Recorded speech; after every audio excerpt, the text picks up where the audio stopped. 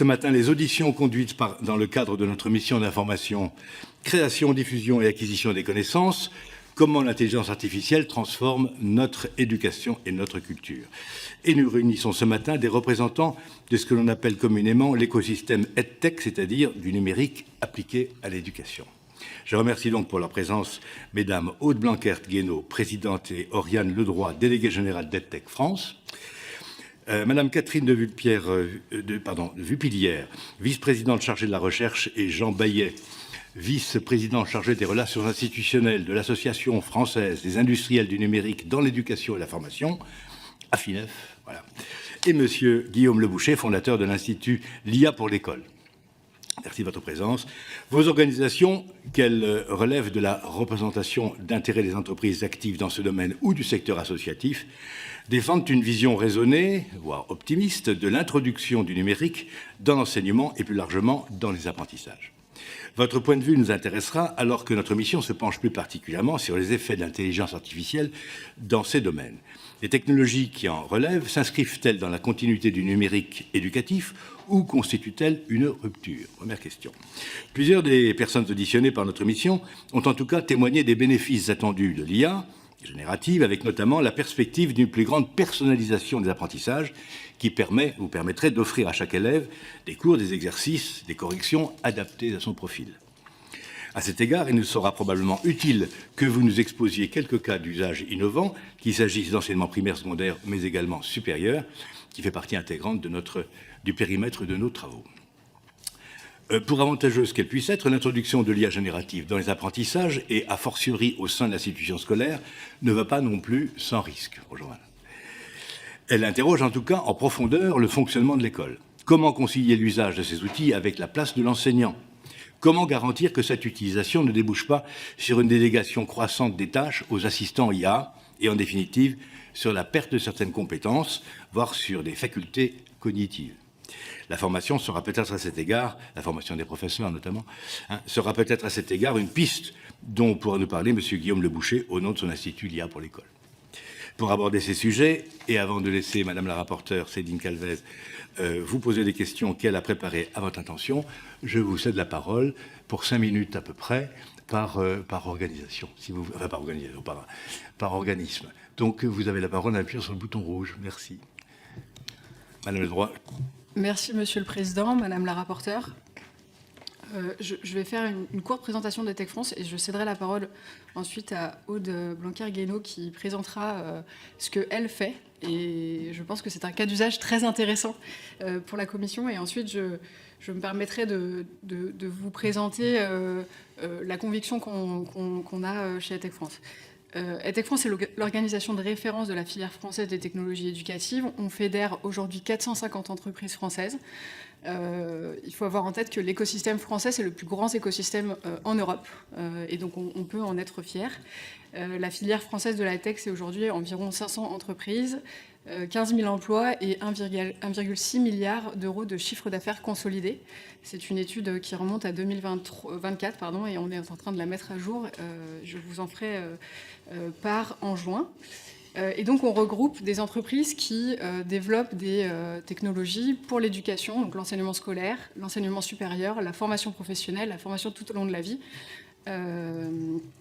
Aujourd'hui, nous, ce qu'on défend, c'est le fait que le cadre politique permette les innovations et qu'il permette notamment que ces innovations ne soient plus l'exception, mais la norme.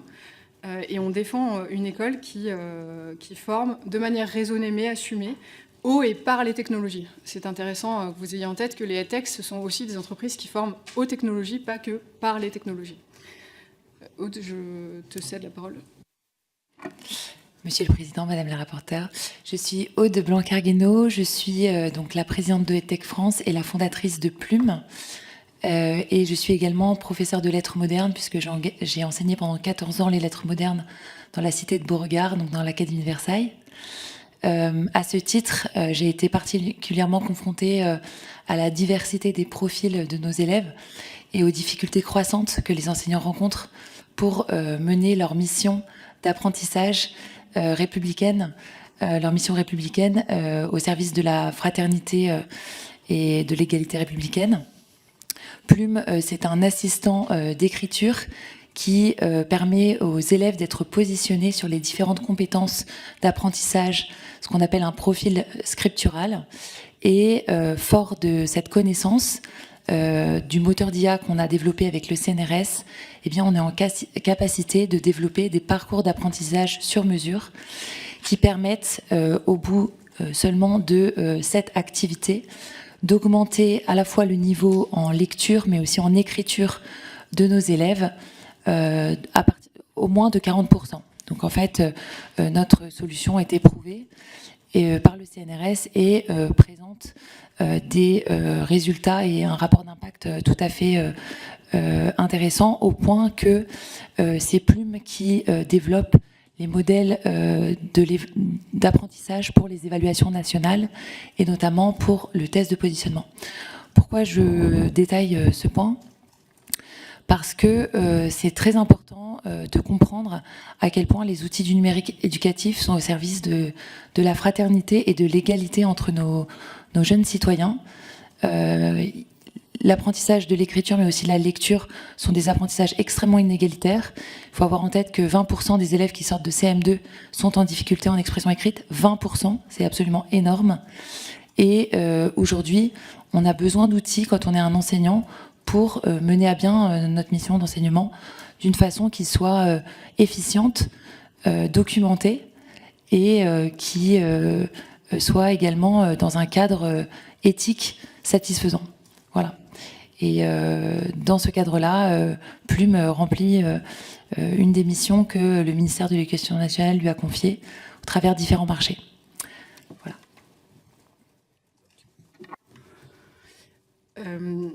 Donc c'est un premier cas d'usage, on pourra en donner d'autres. Le nom, l'intitulé de votre mission le dit très bien, création, diffusion, acquisition. L'IA transforme les trois dimensions simultanément. Et ce que nous on défend, c'est que la France doit avoir une réponse souveraine et ambitieuse à chacune de ces transformations en matière d'éducation. Comme vient de le dire Aude, qui a oublié de préciser que sous son contrôle, Plume est déjà présente dans plus de 20 000 classes. L'IA est déjà dans les classes, est déjà dans les pratiques à la fois des élèves, sans doute davantage, mais aussi des enseignants. C'est déjà le quotidien. Et donc nous, on pense que la question qu'on doit se poser aujourd'hui, c'est pour quelle ambition et comment. Et à date, le constat qu'on fait, c'est le suivant, c'est qu'on a un système éducatif qui n'est pas complètement prêt à faire face, et pour plusieurs raisons que je vais détailler. D'abord, à des inquiétudes qui sont légitimes, qui se posent, le risque d'appauvrissement de la réflexion, la place de l'effort dans l'apprentissage, l'équilibre entre l'enseignant et la technologie, vous en avez parlé, Monsieur le Président. On n'y répond jamais sérieusement. En témoignent deux exemples. La première, c'est l'utilisation répétée de la métonymie simpliste et stérile des écrans. Ça ne veut rien dire, les écrans. Ce sont les usages qui comptent. Un enfant de 8 ans qui passe 3 heures sur TikTok et un enfant qui fait 20 minutes d'exercice de lecture adaptative, c'est évidemment pas le même usage, c'est pas le même effet, c'est pas le même modèle économique. Et confondre les deux, c'est interdire les couteaux de cuisine parce qu'il existe des armes blanches. Idem pour la confusion encore trop régulièrement faite entre les technologies grand public qui monétisent et accaparent des technologies éducatives qui respectent et émancipent. On pourra y revenir aussi, mais ce ne sont pas les mêmes modèles technologiques qu'il y a derrière, donc on ne peut pas imaginer... Enfin, quand on parle d'IA, nous on parle d'IA technologique, d'IA éducative, au service de l'éducation, au service des enseignants. Le deuxième point, c'est, et vous l'avez aussi évoqué, Monsieur le Président, on forme encore trop peu les enseignants, et rarement aux IA pédagogiques, alors qu'ils sont demandeurs, ils cherchent des outils fiables, pédagogiquement solides, respectueux des données de leurs élèves. Je cite une récente étude de l'OCDE sur le fait qu'un enseignant sur deux est prêt à utiliser les outils numériques pour enseigner, mais seulement 14% d'entre eux ont été formés à ces outils en école élémentaire, et c'est le taux le plus bas au niveau international. La France est vraiment dernier de ce classement-là. Et quand ils s'emparent de ces outils, on contraint leurs usages dans le temps. C'est ce qui est arrivé, par exemple, à plus de 50 000 enseignants en France en août 2025. Ils avaient chacun en CP, CE1, CE2 des outils d'IA pour l'apprentissage de la lecture, l'apprentissage des mathématiques. On a décidé de couper, arrêter et retirer les licences. Pas parce que ça ne marchait pas, juste parce qu'on n'avait pas prévu la suite. Troisième raison, on peine à mettre les technologies éducatives au service d'ambitions claires pour l'école.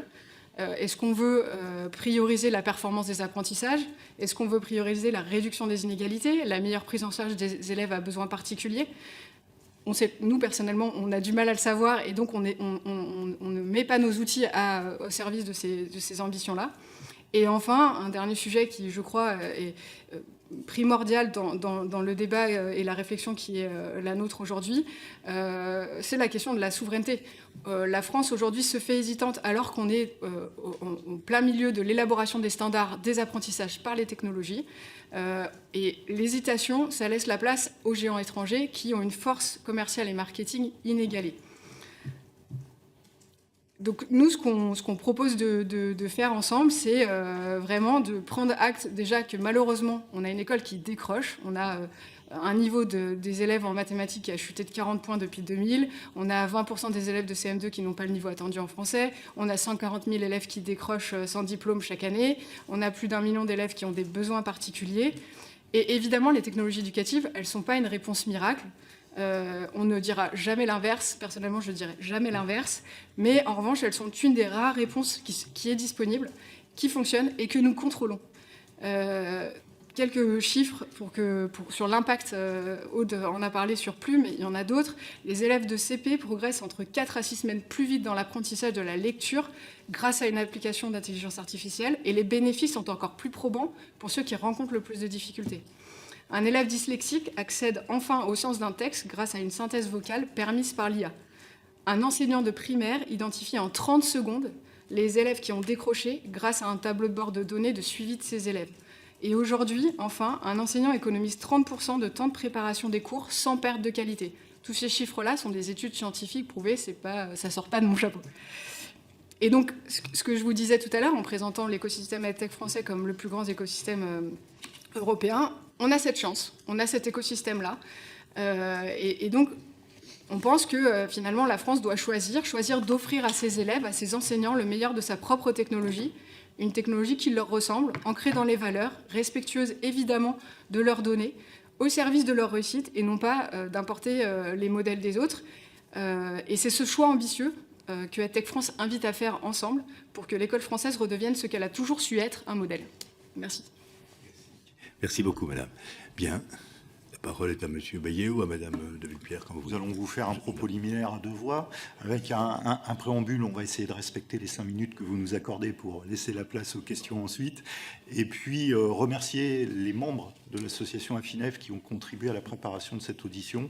C'est une représentation collective que nous faisons ici, à la fois le bureau qui a travaillé en amont même de votre invitation, puisque nous avions un séminaire sur le sens large de l'éducation et du numérique, et puis nos membres qui ont largement contribué aux questions que vous avez bien voulu nous communiquer à l'avance. Rapidement, l'Afinef, aujourd'hui, nous représentons un secteur industriel autour de l'apport du numérique dans l'éducation. L'Afinef, c'est l'association historique des entreprises de la tech en France. On a été créé en 2012 et aujourd'hui on regroupe 130 entreprises centrées principalement et essentiellement sur le secteur de l'enseignement initial, ce qu'on appelle en bon français le K-12. Notre mission, c'est de favoriser le dialogue entre les acteurs du numérique éducatif en France et de créer un espace d'intelligence collective entre tous les acteurs de l'éducation, à la fois les entreprises, les organisations institutionnelles, collectivités, représentations d'élus et l'administration au sens large. Au départ, en tant que EdTech pour l'éducation, notre point de vue, c'est que ni l'IA ni le numérique nous intéressent en tant que tel. Ce n'est pas l'objet en tant que tel de notre association. Notre sujet, ce sont plutôt les difficultés du système éducatif. Catherine. Oui. Monsieur le Président, Madame la rapporteure. Donc effectivement, je vais d'abord évoquer devant vous 2 convictions très fortes que nous avons et qui tiennent tout entières dans le mot EdTech que vous avez bien voulu reprendre. EdTech, ça commence par aide pour éducation et en réalité, et je crois qu'on partage aussi bien sûr avec EdTech France, ce n'est pas la technologie qui nous intéresse en premier lieu, mais c'est l'éducation. Et autour de cette table déjà, nous sommes plusieurs à être des enseignants. Moi, j'ai enseigné aussi de nombreuses années, à peu près à tous les niveaux, du collège, du lycée et au niveau du supérieur aussi en classe préparatoire.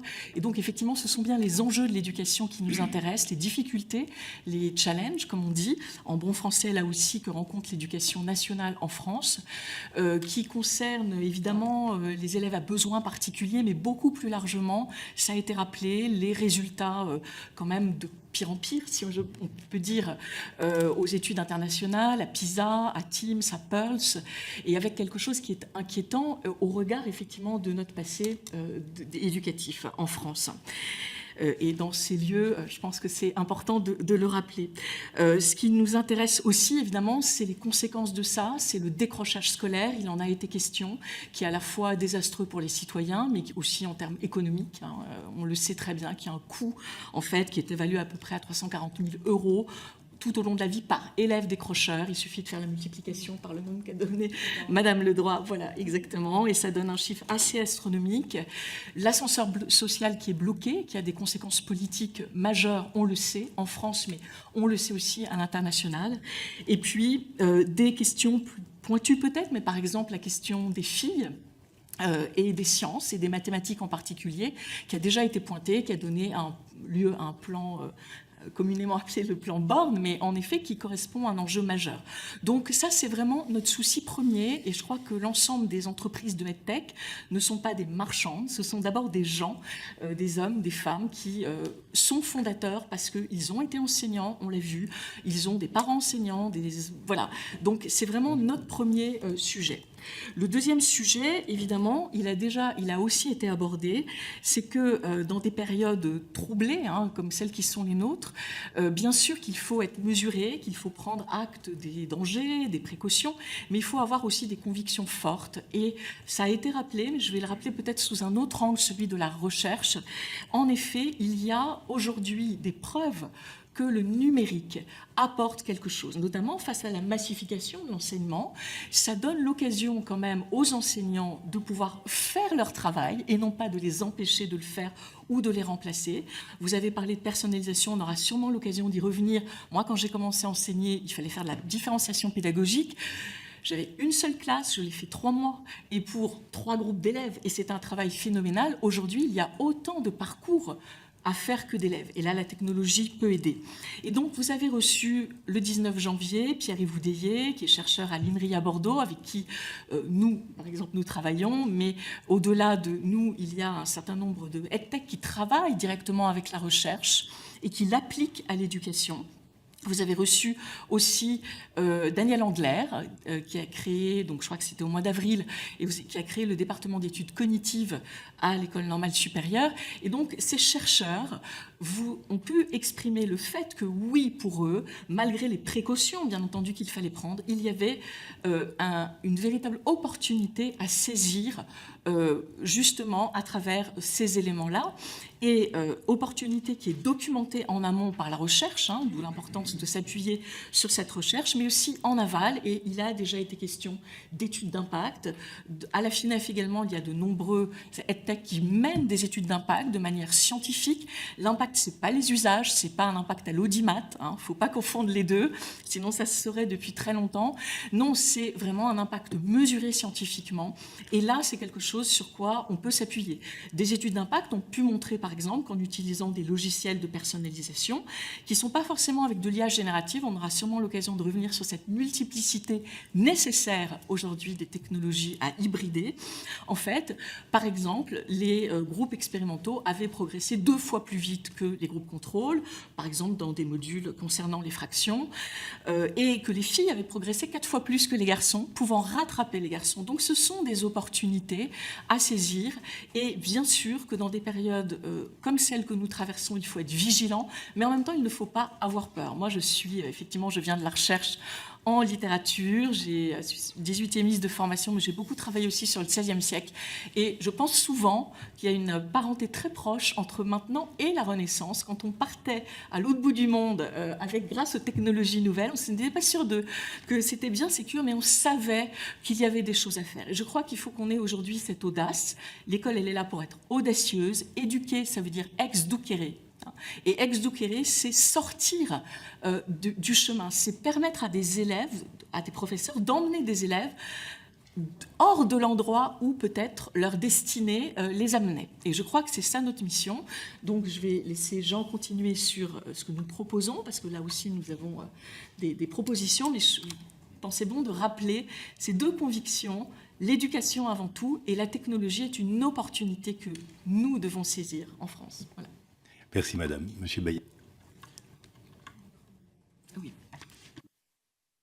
Alors, en voulant saisir cette opportunité en France, on souligne également la nécessité autour de ces objets technologiques d'avoir en effet une couleur culturelle qui soit bien française. On a aujourd'hui des solutions qui sont sur le marché, à disposition des enseignants, des solutions étrangères d'une efficacité redoutable, mais qui ont certainement le biais d'avoir une approche qui ne correspond pas à notre système éducatif français. Donc, un des enjeux des outils, et notamment ceux d'IA, c'est bien de revenir dans un contexte, un paramétrage et une philosophie qui est celle de l'éducation à la française, de celle qui fait notre exception nationale. Et pour cela, on a besoin d'une filière industrielle, d'une vraie filière industrielle, une filière qui sait construire des produits. Il existe une industrie pharmaceutique, il existe une industrie de la défense, et nous pensons qu'il faut une industrie de l'éducation, en tout cas en termes de construction de produits numériques à destination du monde éducatif. On a besoin d'acteurs qui sachent faire des produits. Et ce que l'on constate depuis 12 ans pour la FINEF, mais depuis 20 ans pour certains membres de la FINEF qui ont démarré avant que la FINEF n'existe, c'est qu'aujourd'hui, on souffre cruellement d'une politique de long terme et d'une vision de long terme sur les sujets de la EdTech. On a depuis 2005 de multiples initiatives qui démarrent pour essayer d'accompagner ce mouvement, mais sans finalement réussir à passer à l'échelle. Les plans se succèdent et s'arrêtent. Oriane parlait tout à l'heure de l'arrêt de certaines licences mises à disposition. C'est typiquement ce que l'on vit depuis plus de 20 ans autour du numérique éducatif. Alors, depuis le Covid, est apparue quand même la nécessité de ce numérique éducatif. Cet éloignement des enfants sur le terrain et en présentiel a fait que, ah oui, tiens, il y a quelque chose qui existe dans notre environnement, c'est le numérique éducatif. Bon, formidable. Et à cet effet, on a pris un certain nombre de mesures pour structurer un plan, structurer une mise à disposition, un cadre technique et juridique qui était nécessaire pour assurer cet objectif de continuité pédagogique. Mais aujourd'hui, il faudrait quand même dépasser cette vision un peu DSI, je vais dire, du numérique, pour revenir aux fondamentaux, c'est-à-dire aux métiers. À quoi servent ces outils, quel est l'objectif métier, comment on peut mettre à disposition des solutions qui vont accompagner les enseignants et les élèves et réellement passer à l'échelle. Et là, on a un certain nombre de freins aujourd'hui que nous constatons, que nous vivons au quotidien dans notre mission d'essayer de mettre à disposition ces outils. C'est un cloisonnement fort entre les acteurs au sein du ministère de l'Éducation nationale qui fait que les dispositifs ne sont pas forcément complètement accompagnés auprès des enseignants. Ensuite, c'est une intermédiation qui dysfonctionne entre les EdTech et le terrain. On est fortement intermédié aujourd'hui sur la mise à disposition de nos solutions, sur leur mise en avant, etc. Et on voit bien que finalement, l'utilisateur final, l'enseignant, on a énormément de mal à le toucher, à l'informer et à lui présenter nos solutions. Et puis, on s'inquiète énormément, et là aujourd'hui c'est un point dur de discorde avec l'institution, on s'inquiète sur une tentative de substitution des rôles. On a un point dur autour des communs numériques aujourd'hui. On voit un État qui semble vouloir opérer et réaliser les produits. Et ça, pour nous, c'est un point dur de discorde. Les organisations que nous représentons l'ont signalé, les éditeurs de l'éducation aussi l'ont signalé, et on n'est pas tellement entendu autour de tout ça. La conséquence, c'est qu'on a aujourd'hui un vivier de EdTech très bien accompagné en phase de démarrage. On a vraiment un système qui structure, qui accompagne les entreprises en phase de démarrage, mais après, il ne se passe plus rien. Et finalement, ces entreprises sont amenées à disparaître. Et les enseignants, eux, font face à des solutions venant de l'étranger, particulièrement performantes et largement diffusées. Donc il faut une feuille de route pour nous, politique, qui construise une école intégrant pleinement le numérique dans tous ses aspects, la mise à disposition, comment on enseigne avec le numérique et au numérique, et qui prépare les élèves au monde réel. Merci, monsieur. Merci beaucoup, monsieur Bayet. Monsieur Leboucher, c'est à vous. Merci, monsieur le président, madame la rapporteure, mesdames et messieurs. Déjà, merci pour votre invitation. J'ai la chance de suivre depuis 3 mois une partie des auditions et je trouve que la qualité et la richesse d'intervention sont passionnants et ça fait plaisir à voir. Merci pour votre invitation. Donc, je suis le fondateur de l'IA pour l'école, donc qui signifie Intelligence artificielle pour l'école. L'IA pour l'école est une association, a été une fondation pendant 5 ans abritée à l'Institut de France. Aujourd'hui, c'est un institut associatif. Sa mission est très simple, c'est de relier le monde de l'éducation avec le monde de la tech. J'ai un parcours d'entrepreneur dans la tech, mais j'ai un passé de 23 ans de bénévolat dans l'éducation. Et donc, c'est ces 2 parcours qui m'ont donné envie de créer ce mouvement pour savoir s'il y avait des passerelles et des choses à dire. La mission et la thèse de l'IA pour l'école est très simple. C'est une seule question, c'est de savoir est-ce que la technologie permet d'apprendre ? Sinon, on ne serait pas là ce matin. Et j'aurais perdu 10 ans de ma vie sur ces travaux-là. Est-ce que la technologie permet d'apprendre ? Le sous-jacent de notre travail, c'est de savoir est-ce que la technologie permet la transmission ? Et ça fait 10 ans qu'avec les membres de l'Institut l'IA pour l'école, que nous essayons de débattre, de réfléchir, de rencontrer, pour essayer de répondre à ces questions.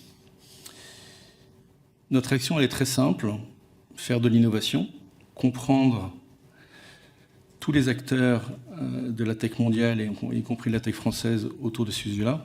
Et je suis très heureux d'être à côté de la Tech France et de toute la filière, tellement je les trouve admirables, ambitieux et entreprenants. Notre mission, c'est aussi de réfléchir. Nous avons un collège scientifique qui est composé de philosophes, enseignants, parents d'élèves, data scientists, neuroscientistes, tout simplement pour savoir si on peut trouver des compromis au niveau de notre société pour trouver la juste place de l'IA dans l'éducation. Et puis, c'est là où nous sommes le plus fiers, notre 3e mission, c'est la rencontre.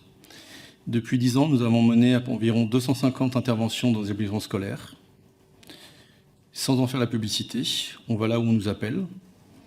Et tout simplement pour rencontrer ceux qui forment nos jeunes au monde d'aujourd'hui et de demain, ce sont les enseignants. Donc depuis 10 ans, nous avons bâti des rencontres, des échanges, à la fois pour expliquer le rôle de l'IA dans les apprentissages, de réfléchir à la nouvelle posture de l'enseignant, et puis d'analyser un petit peu le comportement des élèves face à cette arrivée de ce tsunami technologique. Force est de constater que c'était 10 ans de travail intéressant, que nous n'agissons pas en tant que, d'un côté, il faut faire de l'IA partout, ou il ne faut pas faire entrer l'IA dans la classe. Nous sommes juste un thermomètre pour saisir un petit peu la compréhension et la perception de l'IA par le monde des enseignants. Alors parfois, on se fait un petit peu disputer parce qu'on chamboule un petit peu les lignes. Mais en tout cas, c'est une vraie richesse. Et le regard que je vais vous porter ce matin, c'est d'abord un regard de terrain et j'espère de témoignages. Je suis aussi le fondateur d'une solution, et je souhaite en parler un petit peu. Ce n'est pas complètement lié dans le sujet IA éducation dans l'école, mais c'est plutôt IA éducation à l'extérieur de l'école. Une solution qui s'appelle BDC, qui a pour but de faire de la prévention, de la sensibilisation des 9-18 ans face au risque algorithmique, au risque numérique, c'est-à-dire face au risque de dépendance, face au risque d'addiction, dans les réseaux sociaux, dans les fake news et dans le monde de l'IA en général. J'aurai l'occasion d'en parler. Les travaux que nous menons aujourd'hui, à la fois au sein de BDC et à la fois au sein de l'IA pour l'école, ils sont de 3 natures. Comprendre comment savoir prompter, parce qu'aujourd'hui, si on ne sait pas prompter, on ne sait pas enseigner et accéder au savoir. Comprendre les comportements cognitifs d'un jeune face à son monde numérique, et essentiellement face à son portable. Comprendre cette dissonance entre ce qui se vit dans la salle de classe sans support numérique et comment le jeune se comporte à l'extérieur avec ses supports numériques. Aujourd'hui, on parle de 3 à 4 heures par jour sur les réseaux sociaux. Et puis aussi, je m'intéresse avec les différentes activités au procès de Los Angeles. Peut-être que vous l'avez déjà abordé.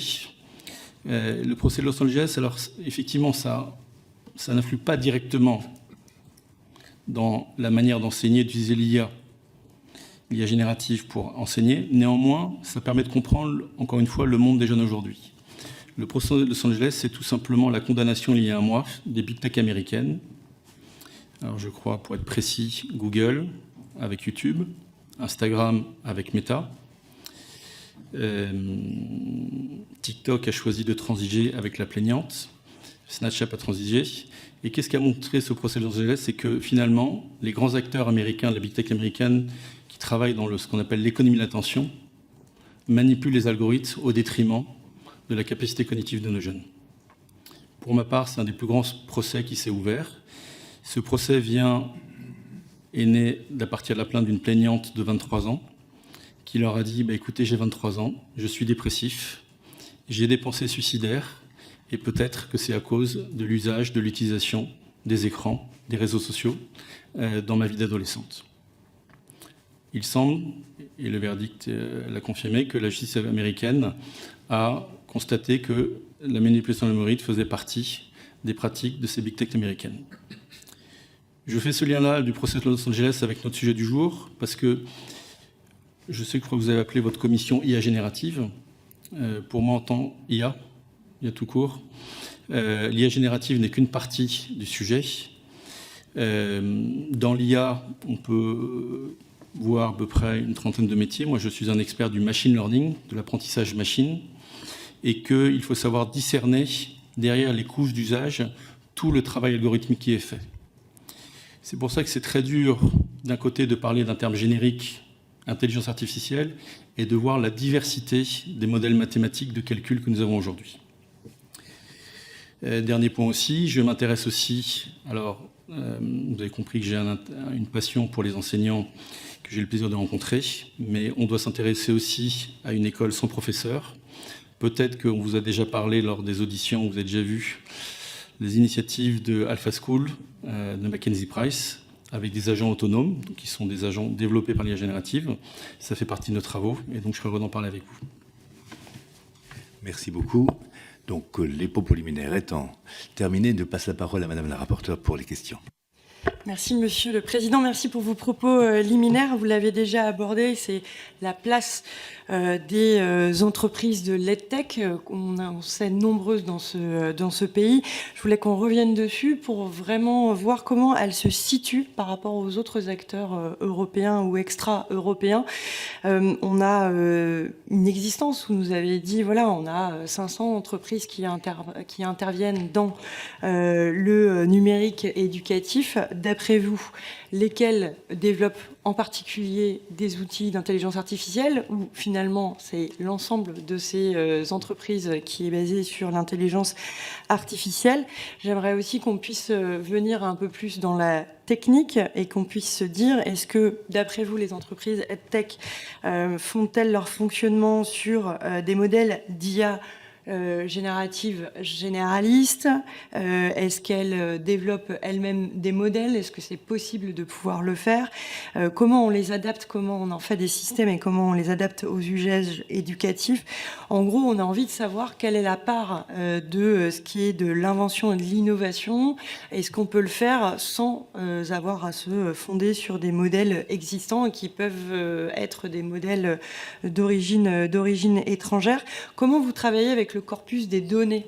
Comment les entreprises travaillent pour ces modèles? Est-ce que on a une sélection de corpus de données uniquement francophones? Comment on va les chercher? Comment on arrive à justement rendre compatible l'entraînement de vos solutions avec ce qui est disponible ou non disponible comme données des élèves ou des professeurs? Et puis j'aimerais qu'on puisse avoir aussi votre avis sur la manière dont l'écosystème EdTech est associé à la mise en œuvre des politiques publiques. Monsieur Jean Bayet, vous avez déploré qu'on manquait d'une vision à long terme, que malheureusement on avait parfois des renoncements avec des abandons de solutions déjà mis en place alors même qu'on se les était à peine appropriées. Quelles sont les instances dans lesquelles les entreprises EdTech sont associées? Comment on peut voir aussi que l'éducation nationale est un marché? Je ne dis pas ça en termes méprisants pour la notion de marché, mais on a de nombreux élèves. Vous avez parlé de la massification de l'éducation et on peut s'en réjouir. Et il y a des solutions et on pourra les développer plus tard qui sont développées par les outils IA. Mais comment aujourd'hui ce marché vous est ouvert, quelles sont les difficultés que vous voyez pour pouvoir faire que les meilleures solutions développées grâce à l'IA arrivent dans les mains des professeurs et des enseignants. Donc vraiment se dire comment les entreprises travaillent, à partir de quel modèle, dans quelle relation ils sont avec les politiques publiques, de quelle manière ils sont associés. Donc c'est un premier lot de questions que je vous adresse. Je vous remercie. Alors, je veux bien commencer justement par la question technique. Je pense que c'est le démarrage. C'est peut-être l'occasion de redire derrière vous, Monsieur Boucher, en fait que effectivement, il n'y a pas que l'IA générative. Hein. Déjà, je pense que c'est extrêmement important de le dire.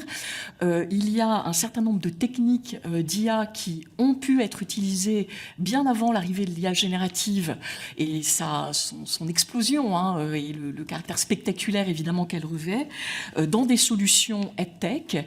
Je citais Pierre-Yves Oudéier tout à l'heure. Hein, lui, depuis 2008 à peu près, il a développé des solutions en laboratoire, d'abord en milieu éducatif dans l'Académie de Bordeaux. C'est à ce titre derrière que des EdTech ont pu reprendre ces travaux pour... c'est de l'apprentissage par renforcement, ce n'est absolument pas de l'IA générative qui permet justement à chaque élève d'avoir au bon moment le bon niveau d'exercice qui convient. Bon, voilà.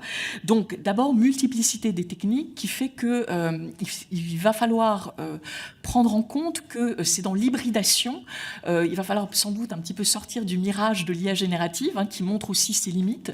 L'IA générative ne sait pas tout faire pour l'enseignement. Et par exemple, on sait que Ken Migo, hein, qui est un grand acteur américain issu de la Khan Academy, en fait, a développé un moteur d'aide personnalisé avec l'IA générative, dont il est en train de revenir. Hein. Donc, en fait, il n'y a pas de miracle lié à l'IA générative et c'est beaucoup plus dans l'hybridation des techniques qu'il va falloir se situer. Alors, une fois qu'on a dit ça, néanmoins, l'IA générative, elle est utile, évidemment, à la personnalisation.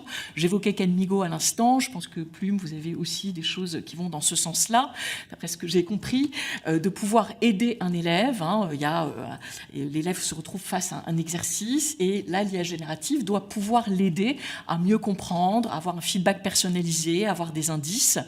Là, l'IA générative est extrêmement utile et ça rejoint votre question, madame, sur quel modèle on peut s'appuyer. Alors, effectivement, les grands modèles deviennent de plus en plus performants, hein, là où avant, ils étaient réputés ne pas savoir tout faire, ils savent faire de plus en plus de choses, mais ça pose quand même un certain nombre de problèmes économiques. On n'a pas aujourd'hui d'idée du véritable coût, en fait, hein, des grands modèles de langage, parce que y a une sorte de rabais que font les grands acteurs pour justement nous encourager à les utiliser. Et il y a un coût énergétique aussi qui n'est pas encore mesuré, mais qui est énorme. J'aurais dû arriver, je suis désolée, avec des chiffres par rapport à ça, mais c'est tout à fait problématique parce que si tous les élèves d'un même pays, il y a 800 000 élèves, même s'il va y avoir une baisse démographique annoncée à peu près sur une tranche d'âge, hein, vous multipliez ça par 12 niveaux, le K-12, eh bien ça vous donne une idée. Si tous les élèves se mettent en même temps à poser une question à un moteur d'IA génératif, ça va coûter très très cher sur le plan écologique. Donc ce n'est pas tenable. Et dans ce cadre-là, pour répondre à votre question, il y a en effet des petits modèles qu'on est capable, qui ont le double avantage d'être beaucoup plus restreints et donc de à la fois être plus experts, hein, puisqu'ils sont entraînés sur des plus petits champs de données et d'être beaucoup plus économique également. Donc là, c'est ça l'expertise de ces EdTech, de justement faire le départ entre ces grands modèles, ces petits modèles, à quel moment c'est pas la peine d'utiliser de l'IA générative pour faire tout et n'importe quoi, à quel moment on peut utiliser d'autres technologies, à quel moment, en revanche, il y a nécessité ou en tout cas, gros avantage à utiliser des modèles d'IA générative, mais dans ce cas-là, on peut les restreindre, on peut faire en sorte qu'ils soient plus efficients et moins coûteux. Ça reboucle avec la question des données, sur quelles données il faut entraîner ces modèles. Et là, ça rejoint, je pense, une préoccupation de nombreuses EdTech, c'est que, je l'évoquais tout à l'heure, au commencement, il y a l'éducation. Et au commencement de l'éducation, il y a l'expertise des enseignants, les expertises disciplinaires. Et effectivement, il y a un danger à aller chercher des données n'importe où. Les données, c'est d'abord des contenus, en fait. Hein. Donc, d'aller demander à un agent IA comment je peux faire tel exercice, si on met ça comme ça, tel quel, si on branche ça sur l'étendue des savoirs, ça va. Nous, on passe notre journée à tester ce genre de choses. En fait, ça donne des catastrophes. L'agent répond la moitié du temps n'importe quoi. Donc, il y a la nécessité, en fait, d'avoir des contenus experts. Et donc, pour répondre à votre question, il faut avoir une approche scientifique de tout ça. Je l'évoquais tout à l'heure, cet arrimage à la recherche. En fait, il faut pouvoir s'appuyer. On ne s'improvise pas EdTech. Hein.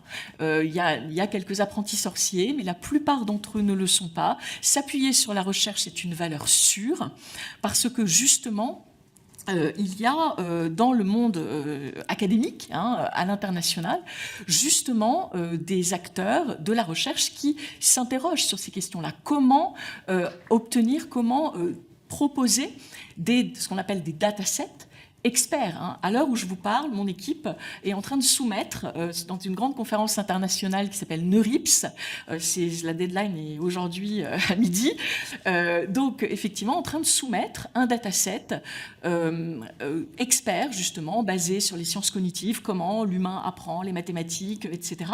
Et donc c'est grâce à ce type de partenariat public-privé, parce que nous opérons des partenariats public-privés dans le monde des EdTech, que justement on va pouvoir s'appuyer sur des données solides, hein, pour que justement l'IA derrière ne raconte pas n'importe quoi. Voilà. Donc il y a cette mixité des techniques, choisir la bonne technologie pour le bon usage, et ça c'est l'expertise de ces fabricants de produits qu'évoquait M. Bayet tout à l'heure, et puis derrière, collaborer le plus possible avec la recherche. Pour aller dans ce sens-là, parce qu'on n'aura peut-être pas le temps d'y revenir beaucoup, moi c'est vrai que c'est mon pôle à la fois dans mon entreprise, dans mon background, hein, à l'ENS, et aussi à la FINEF, la recherche. En fait, on a été assez étonnés dans la dernière mouture du P2IA, un partenariat d'innovation pour l'intelligence artificielle, que le CESEN, Conseil scientifique pour l'éducation nationale, ne soit pas sollicité. Nous travaillons tous les jours avec des membres du CESEN, hein, ils font partie de notre pool de chercheurs avec lesquels nous travaillons. Ils nous ont dit, nous n'avons pas été sollicités. Je dois dire que ça nous a, nous, en tant qu'entreprise et en tant que filière, beaucoup inquiétés. C'est-à-dire qu'un pays qui a été capable de créer, hein, ce Conseil scientifique pour l'éducation nationale, qu'il ne soit pas sollicité au moment où on veut construire des solutions innovantes, ça nous a, oui, en effet, beaucoup inquiétés. Ça a rebouclé pour moi, avec un livre qui est paru aux éditions Odile Jacob à la rentrée, qui s'appelle « Quand la France se détourne de la recherche », et qui indique comment aux États-Unis, on le sait, c'est un mouvement, malheureusement, en tout cas au niveau fédéral, pas au niveau terrain, mais au niveau fédéral, malheureusement, qui a cours, mais avec une crainte que ça arrive aussi chez nous. Donc c'est vrai que ce partenariat avec la recherche, c'est extrêmement important, notamment dans le monde des EdTech. Vous avez dit qu'il y avait de nombreuses EdTech. C'est vrai qu'on en a beaucoup, mais on en a beaucoup moins que dans d'autres pays quand même. Hein. Beaucoup, beaucoup moins. Personnellement, quand j'ai commencé en 2017-2018, à l'époque où le Brexit n'existait pas, où il n'y avait pas eu le Covid, nous avions été incubés, accélérés dans un mouvement qui avait été créé par l'UCL à Londres. Et pourquoi? Donc c'était un triangle entre le monde de la recherche, l'UCL, hein, donc de Londres, le monde pédagogique nécessaire, et puis le monde des EdTech. Et pourquoi? Parce qu'à l'époque, il y avait 5000 EdTech en Grande-Bretagne. Il y en avait à peu près 10 fois moins en France. Les choses ont augmenté aujourd'hui, mais voilà. Et donc, effectivement, ces partenariats entre le monde des EdTech, le monde de la pédagogie, et puis le monde de la recherche, ça nous paraît indispensable. Hein, c'est ce poste, encore une fois, que j'occupe. Et du coup, je pense que là, il y a un cadre qui permet de répondre aussi à ces craintes, en réalité. Voilà. D'autres interventions sur cette première... Oui, sur le plan technique, je vais vous répondre, Madame la rapporteure, sur la question de la donnée, puisque en fait, on intervient dans un cadre, les EdTech, qui est très précis, qui est celui des données sensibles, puisque nos usagers sont des enfants. Et donc, à cette fin, il y a un cadre qui est extrêmement précis, puisque on ne peut pas récolter de données qui permettraient de reconnaître ou d'identifier des usagers. Et donc, il y a un certain nombre de mesures protectrices des usagers qui, fort heureusement, sont mis en place dans l'école. Donc, c'était le sens de votre question. Aujourd'hui, on ne recueille pas des données qu'on appelle les données sensibles, type identité, etc., de nos élèves, bien évidemment. En fait, ce qu'on vient recueillir, c'est ce qu'on appelle des traces d'apprentissage. On travaille sur tous les sujets d'anonymisation et de pseudo-anonymisation des données via des modalités qui sont mises en place par le ministère de l'Éducation nationale et notamment un gestionnaire d'accès aux ressources qui est mis en place et qui est une sorte de portail en fait qui vient garantir une certaine sécurité entre les usagers et nos technologies et qui garantit justement un cadre, une pérennité. Alors pourquoi c'est intéressant en fait, c'est ce qui a été dit. Sur la question de l'IA, on a vraiment en tête le cliché de l'IA générative. Ça n'est pas ce que font nos solutions, puisque nous, on travaille sur la mise en place de modèles et notamment la spécificité de notre travail porte sur la mise en place de corpus francophones qui sont extrêmement dédiés et extrêmement spécifiques et qui ont vocation à construire des choses complètement spécifiques. Il y a deux caractéristiques principales. La première, c'est que, d'une part, nos usagers étant des enfants, il y a des caractéristiques dans les traces d'apprentissage des enfants qui ne sont pas du tout les mêmes que ce que font évidemment les adultes. Contrairement aux grands modèles, aux LLM d'IA générative qui s'appuient en fait sur une sorte d'aspiration de tout ce qui a été fait dans le web, etc., et qui renvoient à des contenus qui renvoient à de très nombreux biais racistes, sexistes, etc. D'accord ? Nous, la spécificité de notre travail, c'est vraiment de se concentrer sur des écrits qui ont été sériés et qui ont été déterminés. À cette fin, notre industrie cherche à mettre en place des moteurs qui sont des moteurs autonomes, souverains et qui se déploient d'une manière éthique. Et donc, on a évidemment l'idée, quand on parle d'IA, de l'IA générative, mais c'est ce qui a été dit. On travaille évidemment sur toute l'algorithmie et on travaille avec un certain nombre de chercheurs et peut-être vous connaissez Luc Julia, le cofondateur de Siri, qui dit en plaisantant très souvent, en réalité, dès qu'on fait une addition, on fait de l'IA. En fait, la définition de l'IA, c'est la façon dont on va mettre en place un choix décisionnel au service des apprentissages. Vous voyez ? Donc il faut vraiment qu'on sorte de l'idée selon laquelle l'IA dans l'éducation serait une IA générative. Ce n'est pas le cas. C'est vraiment la mise en place de systèmes qui font appel à différents types d'algorithmes qui vont être pertinents et l'ensemble du dispositif va être intéressant avec une mise en place de choix spécifiques à l'appui de la recherche évidemment et qui vont engager justement des traces d'apprentissage qu'on va chercher à élaborer au service du parcours d'apprentissage de nos élèves.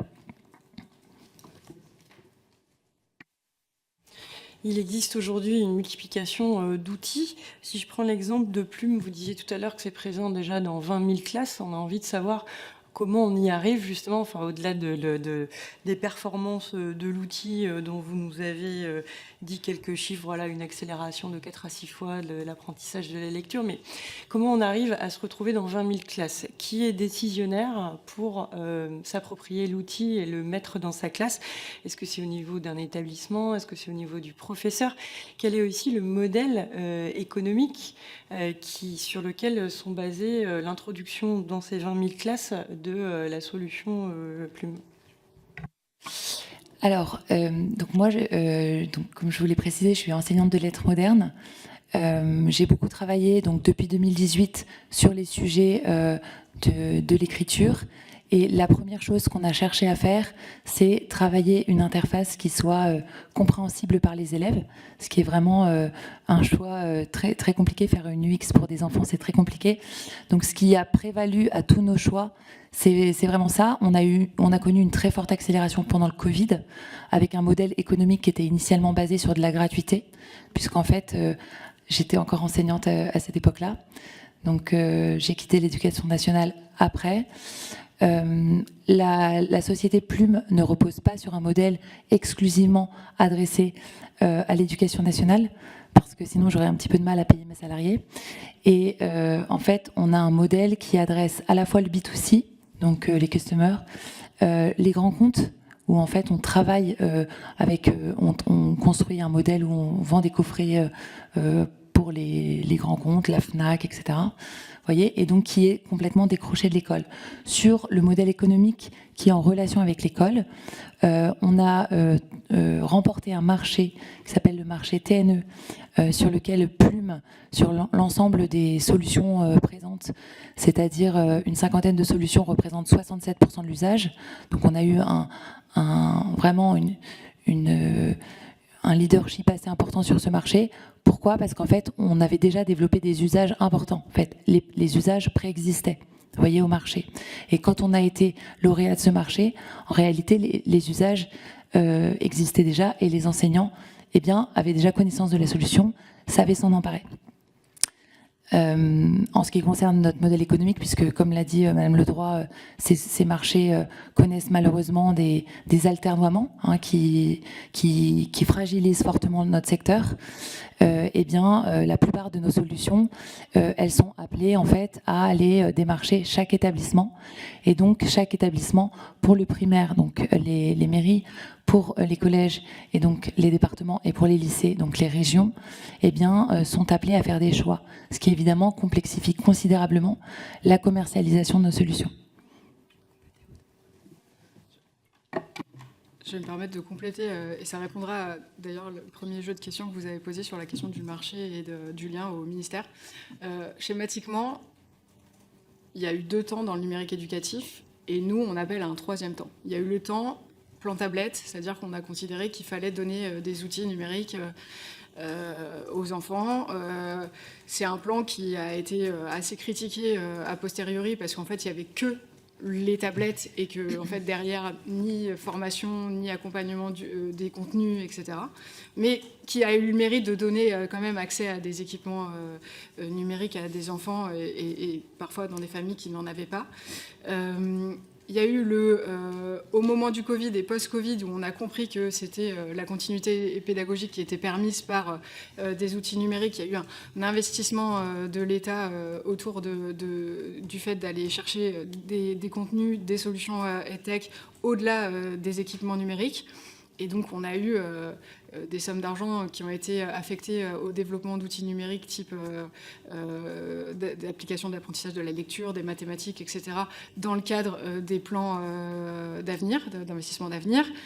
Donc, en fait, les financements liés au numérique éducatif sont majoritairement liés à des financements SGPI, le Secrétariat général pour l'investissement, avec donc un biais d'investissement qui est vraiment de faire de l'investissement avec sur un temps donné et de faire émerger des solutions. Ça a contribué à donner un élan, à une vitalité entrepreneuriale à la France dont on peut se réjouir aujourd'hui, je le disais. Aujourd'hui, les solutions, elles existent, elles ont fait leurs preuves. Pour la majorité d'entre elles, et notamment celles qui ont fait leurs preuves et qui sont solides, qui sont ancrées dans les usages des enseignants, etc., elles sont adossées à la recherche, il n'y a rien d'autre. C'est-à-dire qu'on continue à financer des logiques d'investissement pour faire émerger de nouvelles solutions, mais celles qui existent, qui ont trouvé leurs usages, qui ont rencontré l'attente des enseignants, qui ont satisfait les besoins des enseignants. Je le disais tout à l'heure, les 50 000 enseignants de cycle 2, CP, CE1, CE2, qui ont fait l'effort de s'équiper, de s'outiller, de se former, d'intégrer dans leur pratique pédagogique des outils d'IA pour les lectures et les mathématiques, on les a abandonnés. Et en fait, nous, on appelle de nos voeux à un 3e temps qui prend acte justement du fait que nous, on est une filière constituée et nous, on est une filière qui existe et dont les solutions ont fait leurs preuves, et qui prend acte de ça et qui construit un temps de pérennisation. Un de nos principaux objectifs, une de nos principales demandes, c'est de faire en sorte que l'enseignant est une forme de cartable numérique, un droit d'accès à des ressources qui ont fait leurs preuves, dont ils ont besoin dans leur quotidien, quelle que soit la matière ou le niveau dans lequel ils enseignent, et puissent financer une forme de cagnotte qui puisse financer les outils dont ils ont besoin grâce à cette cagnotte-là. Et ça, pour nous, c'est le troisième temps, c'est le temps de la pérennisation, le temps de l'inscription dans les usages. Et un dernier point, après je te laisse la parole, c'est aussi le temps qui met en responsabilité, en confiance, le terrain. Parce que, en fait, les plans d'investissement, et encore une fois, je ne renie pas leur utilité au moment où ils ont été mis en place, c'est l'État qui décide. C'est l'État qui décide pour les enseignants, c'est l'État qui décide pour... voilà. Là, aujourd'hui, nous, on considère qu'il y a une forme de maturité de l'écosystème et que cette maturité, elle doit, face à ça, trouver la formation des enseignants et qu'ensuite, les enseignants doivent faire leur choix ensemble, parce que pour beaucoup, ils se mettent d'accord dans leurs établissements, que ce soit de manière, au niveau disciplinaire ou au niveau des profils des élèves, ils se mettraient d'accord et ils décideraient d'utiliser les ressources françaises dont ils ont besoin pour leur pratique pédagogique. Oui, c'est vraiment pour compléter, parce que je crois qu'on est totalement alignés avec vous. Tu évoquais, Aude, la nécessité d'aller démarcher chaque école, chaque classe. Ce n'est pas à la mesure d'une entreprise EdTech. On a 15, 20, 30 employés. Parfois, on n'a pas les moyens de faire ça. Et effectivement, à côté de dans ce troisième mouvement, je pense qu'on peut aussi ajouter, je pense que vous en serez d'accord, l'accompagnement par la puissance publique. C'est-à-dire qu'il y a la pérennisation, il y a l'accompagnement. Il y a aujourd'hui des financements qui ont pu être donnés. À certains moments, nous, on a par exemple été lauréat d'une solution qui s'appelle Mia Seconde. Bon, et bien, en fait, Mia Seconde, on a eu un mal de chien à pouvoir accompagner les enseignants sur le terrain avec des gens dans les comités de pilotage, dans l'institution, qui nous disaient non, mais nous, on peut pas, alors que la solution a été achetée par la puissance publique, c'est de l'argent des contribuables, on ne peut pas faire la publicité pour un acteur privé. Mais c'est pas faire de la publicité pour un acteur privé que d'aller indiquer aux IAIPR, par exemple, qui eux-mêmes vont redescendre. Il y a tout un maillage quand même qui est extrêmement bien fait pour que ça puisse descendre de l'institution, et dans les deux sens sans doute, mais déjà, quand il y a un achat qui est fait. Donc là, finalement, ce travail d'accompagnement que nous ne pouvons pas faire, nous, à la main, parce que c'est beaucoup d'argent, les éditeurs scolaires le peuvent, parce qu'ils ont énormément de délégués pédagogiques, mais une petite entreprise n'a pas ces épaules-là. On doit pouvoir compter aussi sur la puissance publique pour accompagner les ressources que la puissance publique, à un moment donné, a choisi. Donc il y a aussi cette espèce de cohérence qu'il faut avoir, pérennisation, accompagnement, oser, aller au bout de la démarche. Voilà, je ne sais pas si tu veux ajouter quelque chose. Simplement ajouter, et je pense que vous l'avez compris au travers des propos des précédents intervenants, vous avez évoqué, madame la rapporteure, une notion de marché. Aujourd'hui, il n'y en a pas. Et c'est bien de ça que souffrent aujourd'hui nos entreprises. On est sur un système de stop and go, d'opportunités, de partenaires que l'on ne cite pas souvent assez, que sont les collectivités territoriales, qui, sortant de leur cadre de compétences, cherchent à accompagner ce numérique éducatif. Mais malheureusement, ce n'est pas une vision de long terme qui construit et qui instrumentalise un marché qui va permettre à tout le monde de se développer et aux enseignants de s'emparer des solutions. Donc voilà, c'est vraiment ça qui fait cruellement défaut. Écoutez, moi je trouve que la filière est admirable. Et je vais parler comme un entrepreneur, parce que je suis un entrepreneur libre. Je ne sais pas si vous avez déjà assisté à soumettre un P2IA ou proposer votre solution pour vendre à l'éducationnel ou simplement se faire connaître. J'ai jamais vu ça. Et j'ai travaillé dans tous les secteurs d'activité dans ma vie. Je n'ai jamais vu ça. Moi-même, notre solution sur BDC, elle n'intéresse personne. Bien entendu, ça sera toujours les plus riches, ceux qui ont plus de moyens, qui vont l'utiliser. Pour être plus sur le fond, je crois qu'il y a deux mondes qui veulent se rencontrer. Le monde de la filière EdTech extrêmement énergique, entreprenant qui prend des risques, et le monde des enseignants. Et je crois que malheureusement, au milieu, il y a quelque chose que j'appelle une interface qui ne comprennent pas. D'un côté, comme vous l'avez très bien souligné dans toutes ces auditions, on a un monde technologique qui va extrêmement vite. Moi, ça fait 20 ans que je travaille dans le monde de logiciels. Il y a 20 ans, un logiciel, on le changeait tous les 4-5 ans. Il y a 10 ans, c'est tous les 5 ans. Aujourd'hui, c'est tous les 3 mois. Et je crois qu'il faut saluer aussi le courage de nos entrepreneurs français dans les techs qui s'adaptent en permanence pour savoir si un jour on doit prendre Claude, Mistral, ChatGPT ou bientôt peut-être OpenClaw ou Hermès qui est en train d'arriver. Et de l'autre côté, on a des infrastructures dans l'éducation.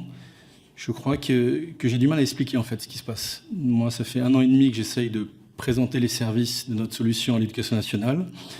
J'ai rencontré les conseillers à Matignon, à l'Élysée, à l'éducation nationale. Tout le monde dit c'est super. Une conseillère, je ne dirais pas son nom, m'a dit écoute, j'espère que tu as de la trésor parce que ça va te coûter cher. Voilà comment nous sommes reçus comme accueil. Et donc, voilà, en tout cas, moi, j'ai la chance de pouvoir travailler dans ce secteur de l'EdTech en tant que mécène, philanthrope, mais j'ai beaucoup d'admiration pour la filière qui est présente ici. Merci beaucoup. Vous soulignez à bon escient que tout va très vite. Mais je voulais revenir sur ce qu'il existe déjà. On doit concilier le fait de respecter des programmes, respecter les programmes et la liberté pédagogique. Or, aujourd'hui, Madame de Vulpilière, vous avez mis le doigt sur quelque chose d'important, qui est de dire que les éditeurs de manuels scolaires sont là. Là, c'est un marché, pour le coup. Dans quelle mesure vos industries ont pu travailler avec ces éditeurs de manuels scolaires? Est-ce qu'on arrive à trouver des manières de pouvoir travailler avec eux, où on se dit, en fait, les éditeurs de manuels scolaires sont sur un marché, n'ont pas envie de s'en trouver délogés, ça représente beaucoup d'emplois aussi, mais est-ce que ça ne vient pas à l'encontre d'une certaine réactivité? On sait le temps pour faire un programme, on sait le temps pour faire un manuel qui puisse servir ce programme, on sait le temps de l'édition, et du coup, moi j'ai l'impression qu'on est figé par les éditions de manuels scolaires et qu'on n'ouvre pas la porte, comme on a ouvert au manuel scolaire, à des solutions qui sont plus personnalisées qu'un simple manuel, en fait. Alors, je vais peut-être me permettre de répondre dans un premier temps, parce que, pour le coup, les éditeurs scolaires, c'est un environnement que je connais un petit peu. On ne peut pas opposer les deux mondes aujourd'hui. Le monde de l'édition scolaire, il est là avec une expertise, un savoir-faire, une capacité à analyser les programmes scolaires et à proposer un contenu pédagogique à la fois destiné à l'enseignant et à l'élève pour leur permettre de progresser dans les apprentissages. Et il n'y a pas un monde du numérique des éditeurs scolaires, en tout cas du papier ou de ces choses-là, et la filière du numérique de l'autre côté. Elles se complètent aujourd'hui. Les différentes études scientifiques, telles que peut le faire André Tricot aujourd'hui, montrent bien qu'il n'y a pas un tout numérique et un tout papier, que les deux environnements se complètent, qu'il y a des moments pédagogiques où le papier va être plus utile que le numérique, et inversement. Et les éditeurs scolaires, finalement, aujourd'hui, cherchent aussi à travailler sur ce numérique éducatif et à faire à la fois part de leur expertise sur la mise au point de contenus pédagogiques en respect des programmes et de l'exploitation de ces outils numériques. Bon nombre d'éditeurs scolaires aujourd'hui travaillent avec des EdTech, répondent à des appels à projets conjointement avec des EdTech. Vous soulignez tout à l'heure l'importance des contenus qui vont entraîner ces modèles. Bon nombre de contenus de qualité proviennent aujourd'hui des éditeurs scolaires pour faire fonctionner les modèles correctement. Donc, il y a une vraie complémentarité et non pas une opposition entre ces deux mondes. Non, ce que je voulais ajouter, tout à fait, je suis complètement d'accord avec Jean. Ce que je voulais ajouter, c'est que la complexité qu'on rencontre aussi en termes de marché, c'est que les éditeurs scolaires sont très très bien identifiés comme une ressource à pourvoir quand on est une école. C'est-à-dire que c'est évident qu'il faut un manuel par élève, voyez. Alors que quand on est une ressource, un éditeur de ressources numériques éducatifs, la question qui se pose, c'est dans quel budget est-ce qu'on va aller financer Plume, que sais-je. Et la plupart du temps, on est sur la ligne, à côté de la ligne pour le papier toilette, en fait. C'est-à-dire que on n'est pas identifié comme une ressource dont on aurait besoin, voyez. Parce que justement, c'est nouveau, il faut équiper les écoles, etc. Et donc, il n'y a pas de budget en propre. Et donc, les éditeurs ont, et c'est heureux, une ligne qui est spécifiquement dédiée en termes de ressources. Ça n'est pas encore le cas de nos ressources numériques. Vous voyez ?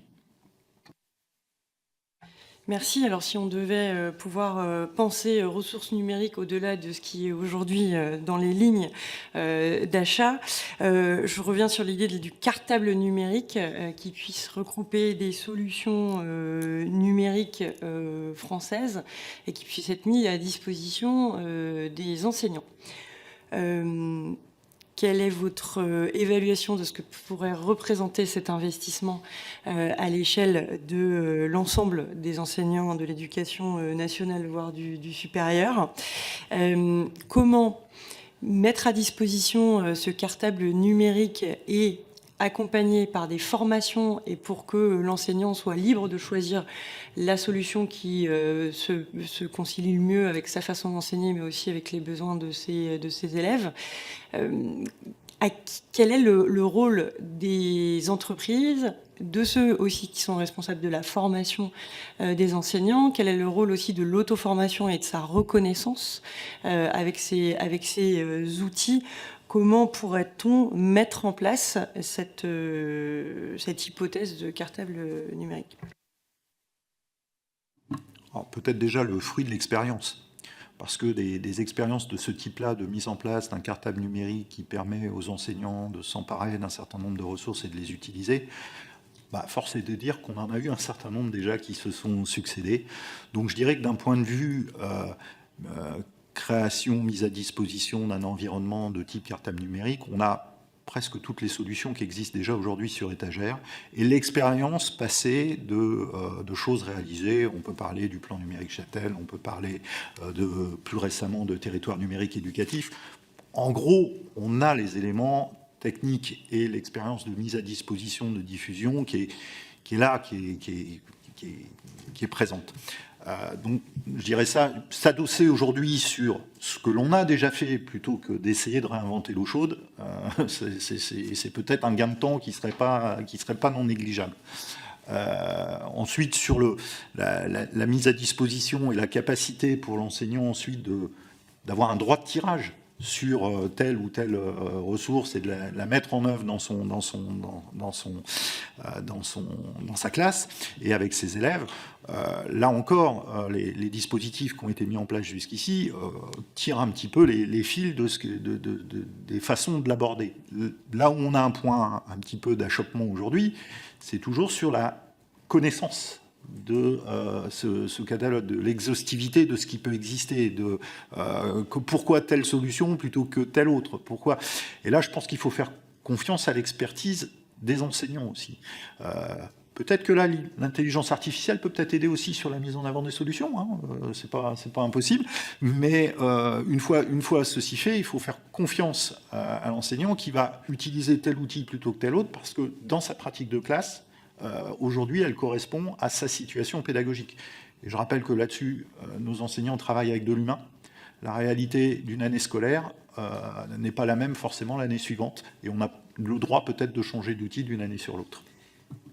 Je veux bien ajouter un petit point par rapport à ça, c'est-à-dire que je pense que face à l'efflorescence de solutions, c'est pas simple pour un enseignant de savoir quoi utiliser néanmoins. Donc moi, je pense quand même qu'il y a une initiative, tu parlais tout à l'heure, Oriane, de résultats finalement, de telles ressources qui fait gagner X semaines dans l'apprentissage de la lecture. En Grande-Bretagne, hein, qui, par la force des choses, finalement s'est équipée d'outils parce qu'il y avait une efflorescence de propositions. Quand on va en Californie, même s'il y a un petit backlash aujourd'hui, c'est la même chose, il y a tellement de propositions, et puis les enseignants, ils avaient à disposition des moyens pour les dépenser, mais ils se demandaient où est-ce quoi prendre comme solution. Donc en Grande-Bretagne, il y a une fondation qui s'appelle l'Education Endowment Foundation, qui est une initiative d'ailleurs qui est souvent relayée en France par quelqu'un comme Franck Ramu du Cézanne, etc., qui va aller mesurer scientifiquement l'impact de telles solutions, mais avec un but précis, hein. Mesurer l'impact, c'est pas blanc-noir, c'est pas ça marche bien, ça marche pas poubelle. C'est ça marche pourquoi, dans quel contexte. Donc en fait, c'est une solution extrêmement, enfin une initiative extrêmement utile pour les enseignants parce que ça va permettre, face à une solution qui pourrait être dans le cartable justement, et il n'y en aurait pas 12, il y en aurait beaucoup, parce qu'il y en a beaucoup qui sont valables, d'aller dire celle-ci, dans tel contexte, il a été prouvé, par exemple un contexte où les élèves ne sont pas engagés, où le problème numéro 1, c'est pas la performance des élèves, c'est déjà qu'ils viennent à l'école, qu'ils suivent, voilà, dans un contexte, et là c'est l'enseignant qui connaît son contexte, ça c'est vrai, dans ce contexte-là, il a été prouvé que cette solution permettait aux élèves de travailler davantage, d'être plus engagés. Dans tel autre contexte, cette solution permet de gagner X semaines dans l'apprentissage de la lecture, dans tel contexte, etc. Et donc d'avoir finalement un tableau de bord d'impact, là encore fait scientifiquement, et pas du tout parce qu'il y a eu un micro-trottoir de fait, etc.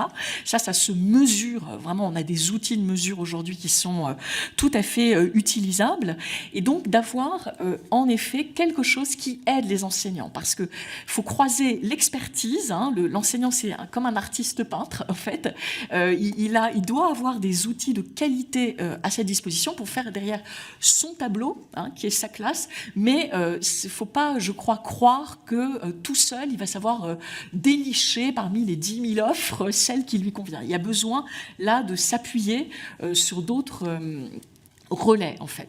Voilà. Et peut-être un dernier point plus prosaïque pour répondre à votre question. Nous, le dispositif qu'on avait imaginé et qu'on avait proposé dans la discussion avec le ministère, c'est un dispositif qui assure de la visibilité aux enseignants des ressources sur lesquelles ils peuvent compter, et aux EdTech, parce que vous l'aurez compris, sont des acteurs qui font de la recherche et du développement, qui font de l'innovation, et qui ont besoin de prendre leurs risques en étant d'une certaine manière pas complètement assurés, mais en ayant une vue à moyen terme sur la possibilité de déployer leurs solutions. Et donc cette visibilité-là, nous, on l'avait schématisée par un développement d'un dispositif donc de type cartable numérique, contre-ressources, peu importe comment on l'appelle, échelonné sur plusieurs années, mais qui s'engage dans une pluriannualité, avec une montée en charge, évidemment, en commençant par les enseignants qui sont déjà utilisateurs de ces ressources et qui sont déjà convaincus, formés, etc., pour permettre aussi la montée en charge de la formation par l'opérateur réseau Canopé notamment, et de manière très territoriale, etc. Sans doute par du pair ou de l'auto-formation. Là-dessus, nous, on n'a pas tellement de... Enfin, pourquoi pas, moi j'ai des opérateurs dans la EdTech qui font de la formation à distance, donc on peut être aussi ressource pour les enseignants, mais c'est pas notre principal message, et c'est sans doute pas là où on est attendu. Mais donc cette visibilité-là, cet engagement de manière pluriannuelle et une montée en charge qui permet donc la formation, ça sert à rien de braquer. On sait qu'il y a des enseignants aujourd'hui qui sont d'une certaine manière un peu réticentes, etc., parce qu'ils ne savent pas, parce qu'ils sont un peu déboussolés par ce bouleversement, et on peut légitimement l'entendre. Et donc c'était une montée en charge en année 1 qui valait 20 millions d'euros, parce qu'en fait c'était une consolidation d'un dispositif existant, on l'a évoqué, qui s'appelle Territoire numérique éducatif, qui permet déjà à des ressources et à des enseignants d'utiliser ces ressources. Et ensuite, sur 3-4 ans, être sur un budget d'environ 400 millions d'euros. C'est comparativement au budget de l'éducation nationale, on n'est pas sur faire sortir la planche à billets, on est sur des ordres de grandeur qui sont quand même cohérents. Là, juste pour vous dire, à titre indicatif, on est sur des P2IA là, qui viennent de se passer, ou qui vont être ouverts, en tout cas... On croit qu'ils vont être ouverts, on ne sait pas encore dans quelle modalité ils le seront, mais qui sont déjà de dizaines de millions d'euros. Donc en fait, nous, on considère que la priorité est sans doute à ancrer ces usages, etc., donc à consacrer les quelques enveloppes financières qui existent à ce cartable-là, et d'aller en chercher d'autres, parce qu'en effet, on n'a aujourd'hui jamais eu 400 millions d'euros sur le numérique éducatif de manière pluriannuelle. Mais on croit que c'est un jeu qui en vaut la chandelle, à la fois parce que, encore une fois, en fait, on en a besoin pour les enseignants et pour les enfants. On n'en a pas besoin tout le temps pour tout, partout, mais on en a besoin ponctuellement pour répondre à certains défis auxquels l'école est confrontée et auxquels on ne sait pas répondre, concrètement. Et en plus, on n'a pas fait le calcul, mais ça a un impact macroéconomique qui dépasse le seul investissement. Donc c'est un investissement qui s'autofinance quand on sait ce que ça produira en termes de réussite économique, enfin de réussite scolaire, donc de réussite économique, de cohésion sociale, etc., des enfants, de préparation au métier d'avenir. Et ça embarque aussi des entreprises qui ont un poids économique, 15 000 emplois, 1,6 milliard d'euros de chiffre d'affaires, chiffre en cours de mise à jour. Donc ça a un impact, finalement, c'est une dépense qui a un impact positif pour les élèves, pour les enseignants, pour l'école et pour le pays. Merci beaucoup. J'aurais une dernière question qui revient à un sujet qui a été posé dès le début, c'est sur la personnalisation. Alors, on a bien vu que la personnalisation était permise par ces innovations et permettait des progrès. Vous avez vous-même soulevé aussi les questions que ça pose sur les éventuels creusements des inégalités en fait entre les personnes qui pourraient avoir accès à des solutions qui sont bien adaptées à leurs besoins et puis ceux qui auraient moins accès. Vous avez parlé d'égalité et de fraternité. On a envie de voir comment l'utilisation et l'hybridation des outils d'IA, et puisqu'il existe aussi à côté, peut être faite à l'école et en dehors de l'école. Vous avez vous-même rappelé qu'il y avait des ventes de solutions faites directement auprès d'un public de parents. Comment on arrive à concilier ces opportunités de personnalisation, mais ce besoin aussi de garantir une certaine égalité ? Tout à fait. Moi, quand j'ai commencé mon entreprise, j'ai voulu me dédier au secteur scolaire parce que j'ai totalement conscience que si je ne m'y dédie pas, en fait, c'est bien évidemment toujours les mêmes parents qui vont avoir recours à la solution Plume. Et malheureusement, c'est pas de cette façon qu'on aura le meilleur impact sur le jeune public. Et c'est un problème, en fait, puisque les parents qui ont conscience que l'écriture, la lecture ont une importance symbolique déterminante sont bien évidemment des parents qui ont un capital culturel qui est élevé. Voyez ? Donc ça, c'est un premier sujet. Sur le sujet de comment on peut faire pour apporter cette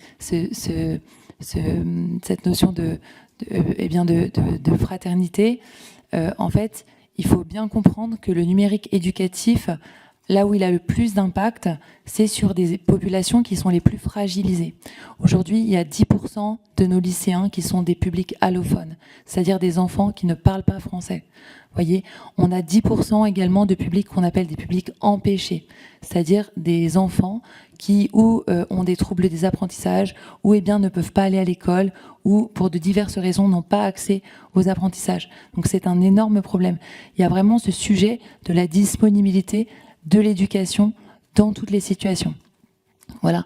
Et pour répondre à votre question d'une façon plus large, ce qui est compliqué, c'est que aujourd'hui, les enseignants qui ne sont pas toujours en capacité d'avoir accès à nos solutions vont se tourner vers des solutions qui, pour le coup, elles, pillent leurs données.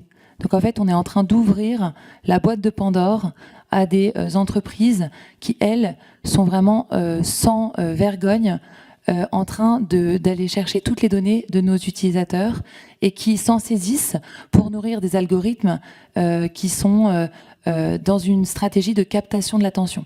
Donc ça, c'est vraiment un énorme problème.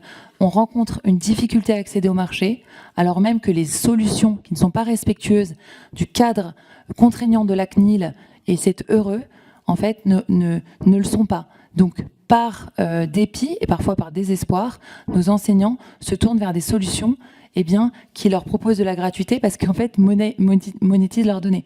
Voyez ? Donc, dans ce cadre-là, évidemment qu'on ne peut pas maintenir un cadre républicain et de fraternité, etc. Voyez ?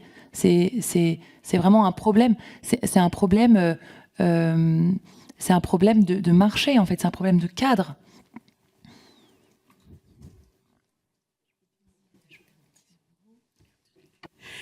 Voilà, pour nous, je pense, la réponse, c'est vraiment à l'école, en effet, que ces solutions doivent être déployées. Parce que tu l'as montré, Aude, si c'est pas à l'école, ça donne lieu à des inégalités, puisque les parents vont dépenser leur argent et que c'est extrêmement inégalitaire.